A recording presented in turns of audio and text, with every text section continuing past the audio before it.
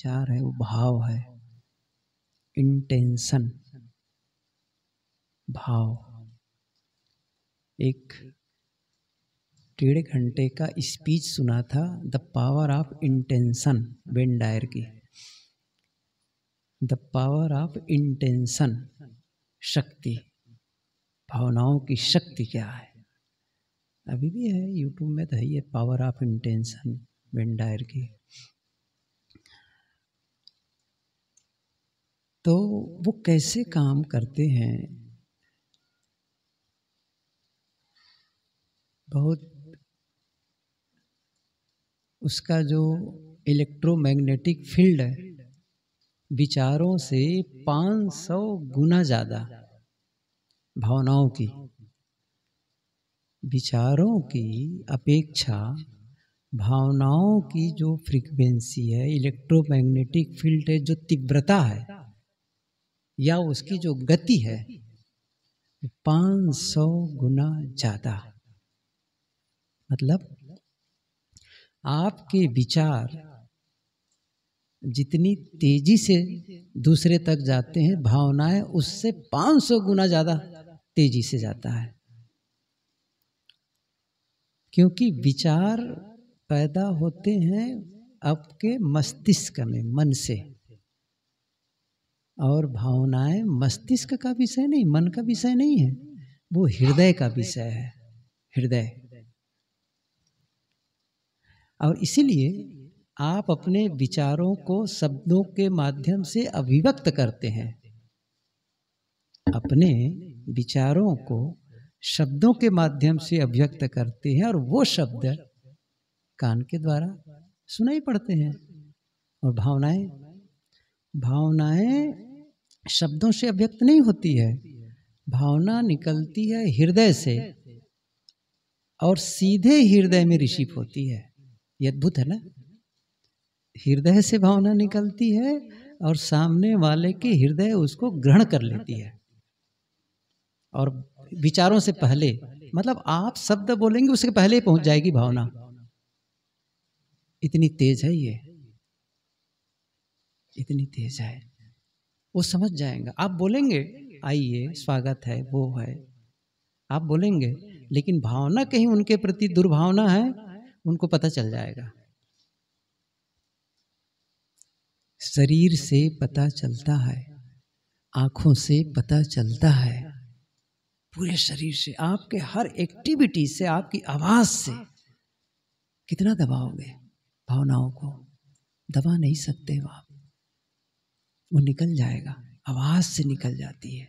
मतलब एक्शन में आएगा ना, एक्शन में दिखाई देगा। वो करुणा है दिखाई देगा, प्रेम है दिखाई देगा, वैर है दिखाई देगा, घृणा है दिखाई देगा, बिना बोले। उसी को कहते हैं ना आजकल बॉडी लैंग्वेज। एक होता है वर्बल लैंग्वेज, दूसरा होता है बॉडी लैंग्वेज। मेरा मतलब है कि जब आप बोलते हैं तब आप बोलते हैं, और जब आप नहीं बोलते हैं तब भी बोलते हैं। अब पूछता हूँ थोड़ा, आंखों से बोलते हैं कि नहीं बोलते हैं? अब तो समझ आ रहा है ना, आंखों से बातचीत होती है, बहुत बात होती है आंखों से। हाँ, चेहरे की व्यंजना, हाथ कैसे निकलते हैं? भाव जगत से, भाव से। आंखों को तो कहते हैं आत्मा की खिड़की है, आंखें आत्मा की खिड़की है। एक नेपोलियन हिल, उन्होंने लिखा है अपनी पुस्तक में, दुनिया में ऐसे लोगों की कमी नहीं है जो आपकी आंखों के रास्ते से आपके हृदय तक पहुंच जाते हैं और वहां छिपे हुए गुप्त विचारों को पढ़ लेते हैं। क्या कहा? आंखों के रास्ते से कहाँ पहुंचते हैं? हृदय में, और वो जो छिपे हुए हैं ना भाव, उसको पढ़ लेते हैं। कितनी बार ये उदाहरण देता हूं मैं, ये अमेरिका उत्तरी वर्जीनिया की बात है शायद, ठंड का मौसम था, नदी बह रही थी, एक आदमी बुजुर्ग था, इतनी ठंड, पानी वैसे ही, और वैसे भी नदी थोड़ी सी पार करने जैसी नहीं थी। सोच रहा था कोई सवारी मिले, उस पर नदी पार कर जाऊं। कोई दिख नहीं रहा था। 5 घुड़सवार दिखे तो ये लगा कि इससे ये लोग मुझे पार करा देंगे। पहला घुड़सवार आया, उनको देखा, जाने दिया। दूसरे को आया, दूसरे आया, देखा, जाने दिया। तीसरे को जाने दिया, चौथे को जाने दिया, 5वें को देखा अंत में, और क्या कहता है, आप मुझे नदी पार करा देंगे घोड़े पर बैठा कर? उसने कहा हाँ बेशक, आओ। घोड़े पर बैठा है, पार करा दिए। उतरे, उसको उतारते हैं तो घुड़सवार ने पूछा, नदी तो पार करा दिया, लेकिन एक प्रश्न है मन में, मेरे पहले 4 घुड़सवार गए, उन्हें आप क्यों नहीं कहे? तब वो बुजुर्ग ने क्या कहा, वो जो 4 घुड़सवार गए ना, मैंने उनकी आंखों में देखा, क्या वो मेरा सहयोग करेंगे? और आंखों से पता चला कि वो मेरे सहयोग करने वाले नहीं हैं, वो नकार देते। लेकिन आपकी आंखों में देखा तो मुझे लगा आप मुझे पार करा देंगे, और आपने पार करा दिया। उन्होंने कहा, आपने जो कहा मेरे लिए, आपको धन्यवाद। और जानते हो कौन था? थॉमस जेफरसन, वहाँ का राष्ट्रपति था उस समय। कहते हैं वो घुड़सवार मुड़ा और व्हाइट हाउस के लिए चल पड़ा। मैंने पढ़ा, कमाल है, आंखों से कब तक छिपाओगे भाव को? मैंने कहा ना, करुणा, हिंसा सब प्रकट हो जाती है। बहुत पहले यही उदाहरण दिया था, अब कई बार दिया। स्वामी विवेकानंद अमेरिका जाना चाहते थे। रामकृष्ण परमहंस की मृत्यु हो चुकी थी, उनकी सहधर्मणी माँ शारदा थी, किचन में काम कर रही थी, रसोई में। आज्ञा लेने गए, अनुमति, जाकर कहते हैं, प्रणाम करते हैं, मैं अमेरिका जाना चाहता हूँ, आपकी आज्ञा हो। अमेरिका क्यों जाना चाहते हो? स्वामी जी ने कहा, अरे एक प्रेम का संदेश देना था अमेरिका वालों को, इसलिए जाना था। अच्छा, वो छुरी है ना, उसको ले आओ तो, थोड़ा किचन में काम करे तो छुरी ले आओ। पहले छुरी लाते हैं, और छुरी जब वो माँ शारदा हाथ में रखती है, तब क्या कहती है? ठीक, जा सकते हो अमेरिका। क्या कहते हैं, क्या कहती है? अमेरिका जा सकते हो। स्वामी जी ने कहा, क्या ये छुरी देने और आशीर्वाद देने में कोई संबंध है? माँ शारदा ने कहा, हाँ, मैंने जान के छुरी मंगाया था। संबंध है, क्योंकि तुमने जब छुरी मुझे दी तो जो धार का हिस्सा था उसको तुम पकड़े थे, जो बेंट वाला हिस्सा था वो मुझे पकड़ाए। इसका मतलब है तुम्हारे मन में यह भाव है कि दूसरों को कष्ट न हो, दूसरों को चोट न पहुंचे। ये जो करुणा का भाव है ना, ये तुम्हारे में है, और प्रेम का भाव है ना, इसलिए जाओ, अमेरिका जा सकते हो। सोचो हम लोग का क्या होता, उसमें देख पाते? क्या लगता है इधर, और ज़्यादातर तो हम लोग बेंट से ही पकड़ते, सही है ना, बेंट से ही पकड़ते। उनको चिंता कि कहीं ऐसा ना हो कि वे दूं और उसके धार की तरफ से पकड़े और उसको चोट न लग जाए, कट न जाए। ये भाव हमारे व्यवहार में टपकते, आप चलेंगे तो पता चलेगा, बोलेंगे तो पता चलेगा। आप बताओ, घर में रहते हैं, पति पत्नी हैं, भाई भाई हैं, सास बहू हैं, पिता पुत्र हैं, किसी दिन आप उदास और खिन्न हो जाओ, सही है ना, घर वालों को पता नहीं चलेगा? पता चलेगा कि नहीं चलेगा? अच्छा, खुश रहते हैं तो पता चलता कि नहीं चलता है? बोल तो नहीं रहे हैं। सुबह उठो, एक आदमी सुबह घर में उठा और एक किनारे जा कर के गुमसुम बैठा, मुंह फुलाए हुए, मुंह फुलाया हुआ एकदम तना हुआ, कुछ नहीं बोल रहा है ना, कुछ नहीं बोल रहा है। अब काफी देर हो गई, घर के किसी ने कहा अरे जाकर के स्नान वगैरह कर लो। मैं नहीं करूँगा। अरे ठीक है। फिर समय बीता, अब सब लोग नाश्ता पानी कर रहे हैं, जाके नाश्ता कर लो, मैं नहीं खाऊंगा। चुप। कौन सा संदेश दे रहा है वो, कौन सा वाइब्रेशन निकल रहा है, तरंगे निकल रही मुझसे। क्या तरंगे, समझ रहे हैं ना? ऐसी तरंगे, विषैली तरंगे, वो विषैली तरंगे पूरे घर के वातावरण को विषाक्त बना दिया है। और क्या कहेगा वादी, मैंने तो कुछ नहीं बोला। आपका न बोलना ही जहर हो गया है। सच है ना? मैंने पढ़ा है, ये जब घर में माताएं ना जिस दिन मौन हो जाती है ना, चुप, उस दिन घर की आवाज 7 गुना ज्यादा बढ़ जाती है। कैसे? फाटक की आवाज बढ़ जाएगी, बर्तन की आवाज बढ़ जाएगी, बच्चों को थप्पड़ ज्यादा लगने लग जाएगा। मतलब अंदर से कितना बोले चली जा रही है। बाहर से है मुंह सिला हुआ ना, और भीतर वाला कितना द्वंद्व, कितना प्रकट हो रहा है, उस चेहरे से ही पता चल जाता है। मैं कितनी बार कह रहा हूं, ये बाहर का परिवर्तन नहीं, इनर कन्वर्शन। धर्म और साधना है आंतरिक परिवर्तन, और ध्यान है आंतरिक परिष्कार।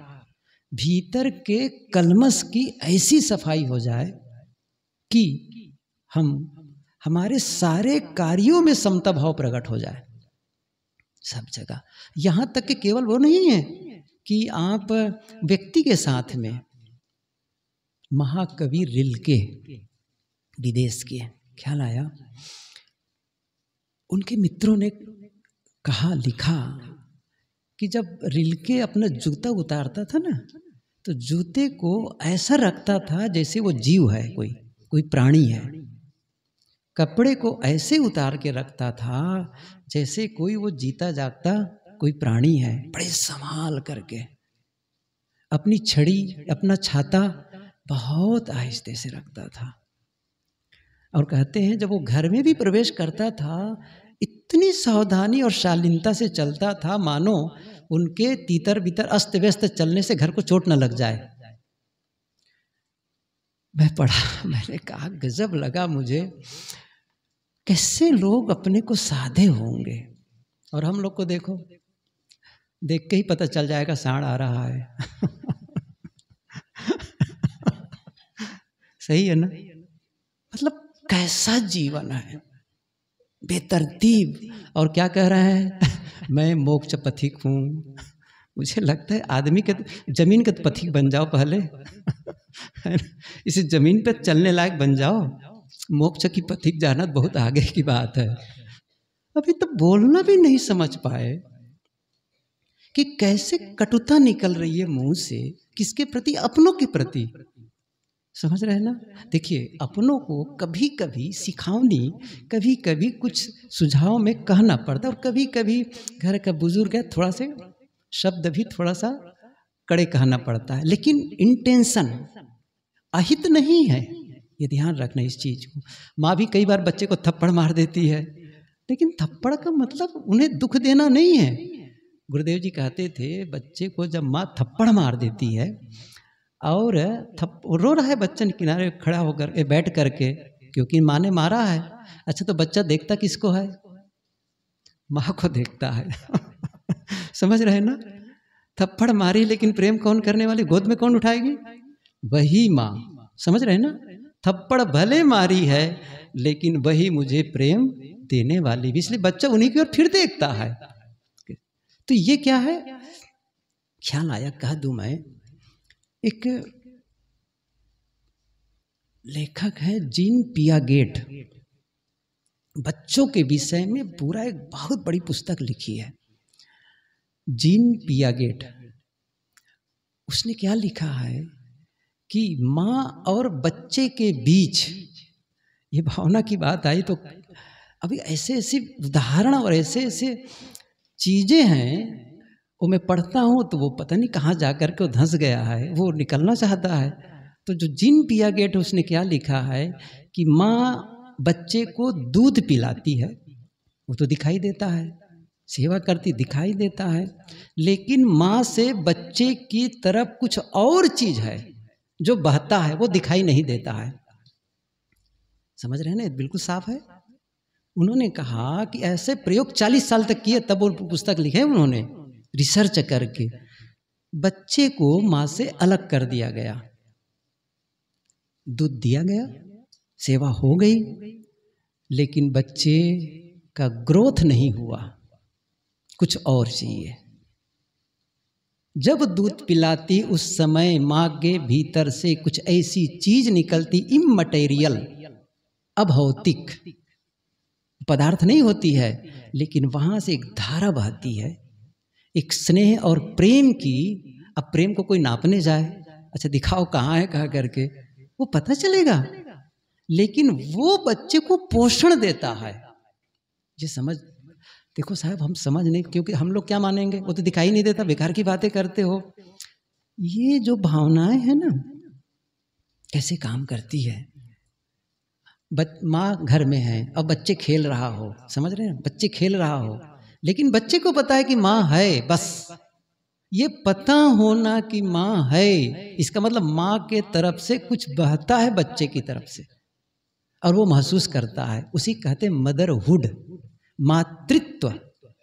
मातृत्व वो जो स्नेह है। और मैंने ये भी पढ़ा है, एक बार बच्चे जहाँ पर अनाथालय कहीं था, जहाँ पर बच्चों को पालना हो रहा था, कई सौ बच्चे थे, तो कोई इन्फेक्शन था, कोई वायरस का प्रॉब्लम था, तो निर्देश दिया गया बच्चों को छूना नहीं है, जो छूते हैं वहाँ पर बीमारी चली जाती है, छुए ना, बस केवल उनको सेवा कर दे, दूध पिला दे और बाकी कर दे, लेकिन उसको कोई छुए, गले लगाए, उसको छूमे नहीं, सब मना कर दिया।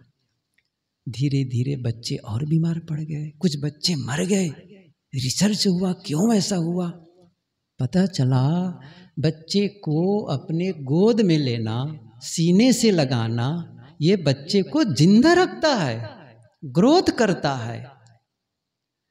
जब इसको पढ़ा मुझे लगा कि मतलब जो अदृश्य शक्ति है ना, अदृश्य जिसे कहते हैं, वो इतना कारगर है कि आप उसे, जैसे मैं पूछूं ग्रेविटेशन, गुरुत्वाकर्षण की शक्ति, अच्छा दिखाई देती है, नाप के बताओ, तो कभी नापा गया है कि नहीं?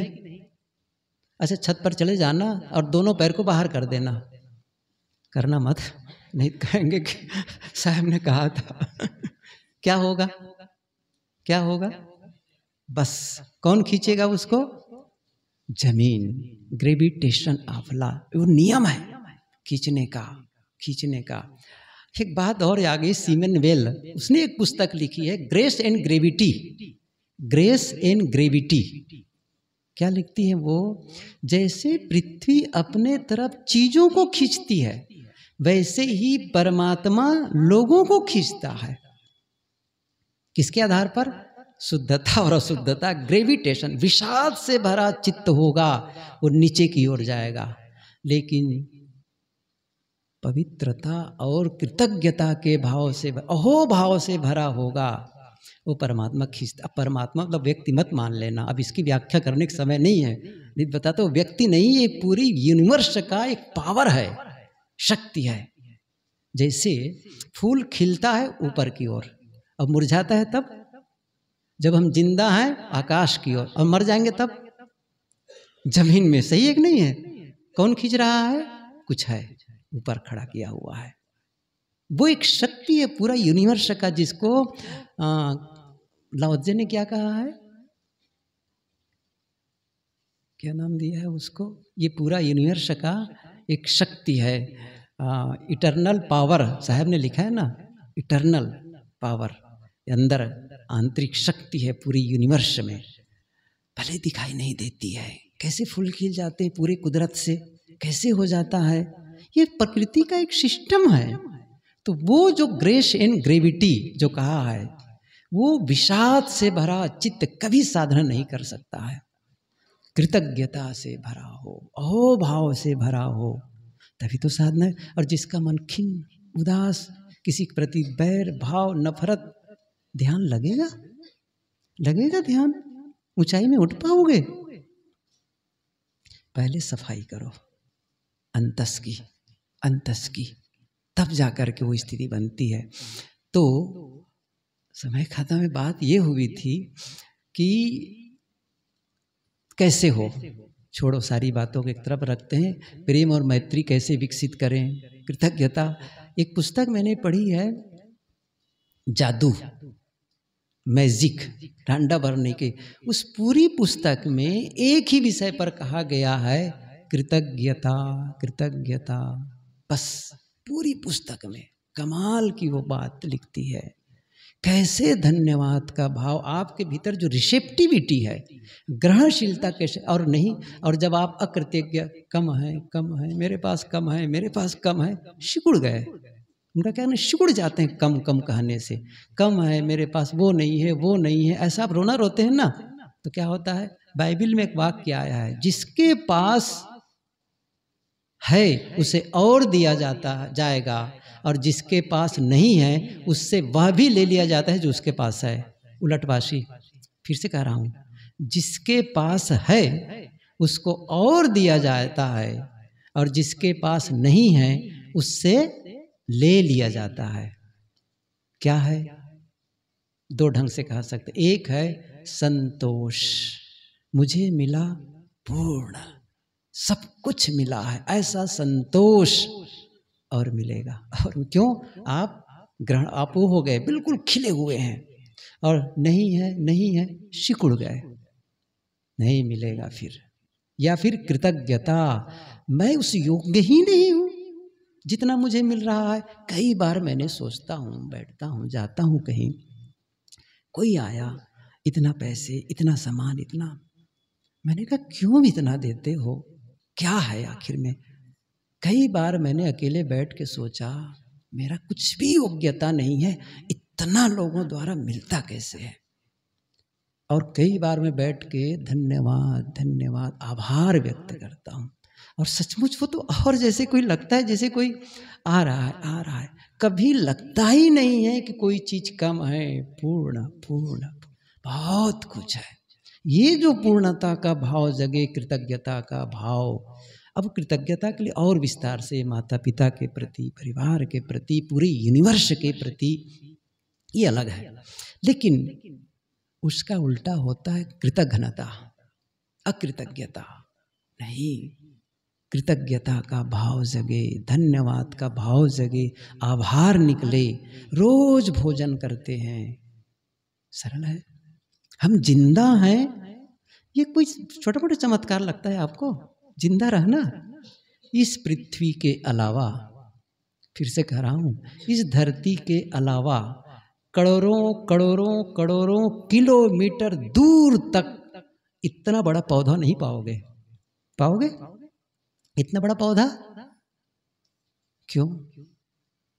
केवल पृथ्वी में एक ऐसी व्यवस्था है जो पौधा को जीवित रख सके। एक आदमी नहीं पाओगे, वो तो वहाँ है मंगल ग्रह तक के, या देखा है, मतलब फोटो तो खींच लिए हैं, चंद्रमा तक तो पहुंच ही गए हैं, कितना ले आए, कितने आदमी हैं वहाँ? और चंद्रमा नहीं, कई चंद्रमा चले जाओ, आदमी नहीं मिलने वाला है। होगा, देखो मैं एकदम से नहीं कहा था भाई पता नहीं क्या है, लेकिन अभी तक जो सर्च है कहीं नहीं मिला है। इस पृथ्वी में वो स्थिति है। धन्यवाद दिए कभी? सूर्य का ठंडा हो जाना, हम सब मर जाएंगे, और पहले इसीलिए सूर्य के लिए प्रति आराधना। पेड़ पौधे जो हमें निरंतर ऑक्सीजन प्रोवाइड कर रहे हैं, जो पीपल कहो, ये लोग ज़्यादा देते हैं, पीपल और बरगद के ज़्यादा पेड़ देते हैं, इसलिए उनके प्रति पूजा। लेकिन अब तो मैकेनिकल हो गया है, जाओ धागा लपेटो पूजा कर लो। अरे नहीं, बस एक भाव जगे प्रकृति के प्रति, जिसके नाते मैं जिंदा हूँ।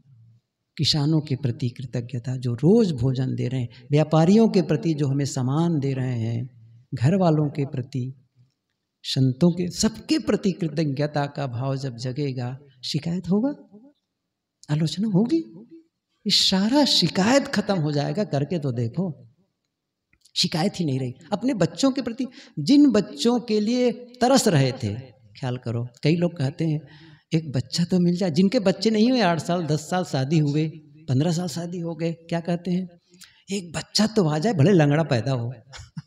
ये तो नहीं कहेंगे कि कोख नहीं खुला कह के, बंधिया तो नहीं कहा जाएगा, बस कुछ प्रकार बच्चे हो जाए। और जिसके बच्चे हो क्या कहते हैं, कहाँ कहाँ तू मेरा गर्भ में आ गया। कहते हैं ना, तू न होता तो ही अच्छा था। उन बच्चों से लड़ रहे हैं, क्यों? शांत नहीं हो सकते हो? कैसा जीवन है ये, कैसा जीवन है ना, अद्भुत। तो इसको पलट दो, यही बदलना, कॉन्सेप्ट बदलना है। अब क्या करना है, धन्यवाद धन्यवाद, ये भाव जगे। थोड़ी देर बैठे, एक काम करते हैं, कैसे आप सुबह उठ करके प्रेम और मैत्री की साधना कर सकते हैं, धन्यवाद की साधना। जैसे नींद खुले, आभार। सबसे पहली बात तो जो करना चाहिए, इष्ट के प्रति अभिवादन, जो कर सकते हैं। जैसे नींद खुले, जो भी आपका इष्ट हो, चाहे वो हो या ना हो सकता है उनका शरीर ना हो, कोई भी जिनको मानते, जिनकी याद से आपके भीतर पवित्रता का भाव जग जाता है, विनम्रता का भाव जग जाता है। एक ऐसे कोई तो है आपका इष्ट, कोई तो महापुरुष, कोई तो गुरु है, या कोई तो भगवान है जिनको मानते हैं आप, कोई सद्गुरु है, उनके प्रति अभिवादन। चाहे बंदगी करो, चाहे कुछ भी करो, मतलब आप फ्लो, सुबह सुबह अपने को एक सही दिशा की ओर प्रवाहित करना है। मतलब जीवन को दिशा देना है सुबह से ही, क्योंकि दिन की शुरुआत हो रही है। फिर क्या करना है, फिर अपने से कहना है, आज का दिन मेरे लिए बड़ा शुभ है। यही चाहते ही है, मैं स्वस्थ महसूस करता हूँ, मैं अच्छा महसूस करता हूँ, मैं खुद को पसंद करता हूँ। ये कुछ ऐसी बातें कहें। फिर यदि समय हो तो थोड़ा कर सको तो अच्छा ही है। सबके प्रति प्रेम प्रेम प्रेम, मैत्री मैत्री मैत्री। ऐसा लगे जैसे कोई धुआं उठता है ना, धुआं ऐसी चीज निकल रही ना, कोहरा शरीर के कोहरा। ऐसी कल्पना करो कि आपके भीतर से प्रेम की तरंग फैल रही है, घर वालों की तरफ प्रेम का स्पर्श हो रहा है, वो तरंगे जा रही है और दूर तक के, और दूर तक के। जैसे कोई यहाँ पर धुआं उठा और उसको फूंकते जाओ फूंकते जाओ, फैलेगा ना, फैलेगा वो चारों तरफ। ऐसे ही अंदर से एक वाइब्रेशन क्रिएट करो, प्रेम प्रेम प्रेम प्रेम। अंदर अंदर आवाज की भी जरूरत नहीं है, वो एक ऐसी तरंगे होगी भीतर से, प्रेम प्रेम मैत्री मैत्री मैत्री मैत्री मैत्री। सबके प्रति प्रेम और मैत्री का भाव, सबके प्रति। और कल्पना करो सब तरफ फैल गया है, सब तरफ फैल गया है। क्या होगा इससे, सबके प्रति धन्यवाद धन्यवाद धन्यवाद, आभार। ये भाव आप फैला रहे हैं। क्या होगा इससे, जानते हो? आपके भीतर की कैसी स्थिति होगी? आपके भीतर तो पहले समा गया, आप प्रेम में जी रहे हैं। किस वहां तक पहुंचा या न पहुंचा ये सेकेंडरी है, आप तक तो है ना। आपने जिसको क्रिएट किया है, जहां से प्रेम पैदा हुआ है, वहां कितना सुकून मिलेगा, करके तो देखो। इसके उल्टा घृणा, दुश्मनी, सुबह उठे उसके प्रति बैर, उसने मेरे साथ ऐसा किया है, आज मैं उसका बदला लेके। अब देखो भाव बैर जगा, क्या हुआ? एक है करुणा का भाव, दूसरा है घृणा का भाव। It cost nothing to be kinds. ईसा ने कहा है, किसी ने कहा है शायद, करुणा में, काइंड अर्थात करुणाशील होने में, दयालु होने में कोई खर्च नहीं लगता। कास्ट नथिंग, कोई कीमत नहीं लगता। लेकिन घृणा करने में अपना भयंकर नुकसान, नफरत करने में भयंकर और मानसिक जहर है, और जहर हम पीते रहते हैं। भाव शुद्धि, भाव शुद्धि करना पड़ेगा, अपने आप नहीं होने वाला है ये। साधना से विकसित करो, अपनों के प्रति शुरू करो, अपनों से शुरू करो, घर वालों से शुरू करो, जिनके साथ रहते उनसे शुरू करो। फिर जिनके प्रति लगता है उसने मन में थोड़ा खटास है, वहीं से भेज दो, मुझे क्षमा कर दो, आपके प्रति प्रेम है। देखो पहुंचना नहीं अलग विषय हुआ, वो अलग विषय है कि वो रिसीव किया कि नहीं किया। रिसीव तो तब होगा जब वो उस फ्रीक्वेंसी में हो। जैसे मैंने कहा ना, टीवी खोलोगे तब तो पता चलेगा, हो सकता है वो आने ना किया हो, लेकिन जब वो उस फ्रीक्वेंसी में होगा वो पहुंच जाएगा, मैसेज होगा तब। इसलिए अपना काम करो। शेष समय है, साधना में लगाएं और कल्पना करें सबके प्रति प्रेम और मैत्री का भाव, सबके प्रति धन्यवाद धन्यवाद धन्यवाद भाव करो। सब बैठो, आंखें बंद करो, प्रवचन बंद, आंखें बंद करो।